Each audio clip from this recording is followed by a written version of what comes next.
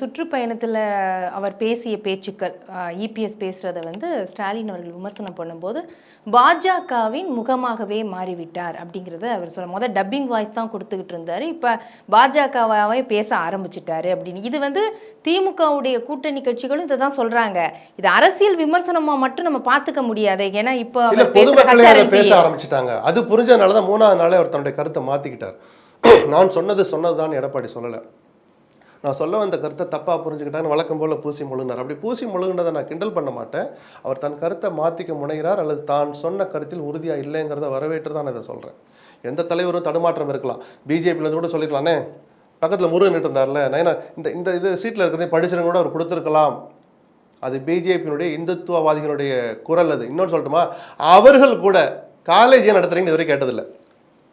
ஏன்னா ஆதீனங்கள்லாம் கல்லூரிகள் நடத்துறாங்க, அதையெல்லாம் இந்துத்துவவாதிகள் ரசிப்பாங்க. ஏன்னா அதன் மூலமா இந்து மதம் பரவட்டும் அப்படின்னு ஒரு மத பார்வை கூட அவங்க பார்க்கலாம். அவர்கள் கூட இது வரைக்கும் ஏன் காலேஜ் நடத்துறீங்கன்னு கேட்டதில்லை. இந்த அறநிலைத்துறையினுடைய பணத்தை எடுத்து மாற்று மதத்தினருடைய முன்னேற்றத்திற்கு ஏன் கொண்டு கொடுக்குறீங்க அப்படின்லாம் கேட்டிருக்காங்களே தவிர, நீங்கள் கல்லூரி நடத்தலாமான்னு பிஜேபியை ஆர்எஸ்எஸ்ஐ கூட இது வரைக்கும் கேட்காத வார்த்தையை தெரிஞ்சோ தெரியாமலோ புரிஞ்சோ புரியாமலோ எடப்பாடி கேட்டு விட்டார்.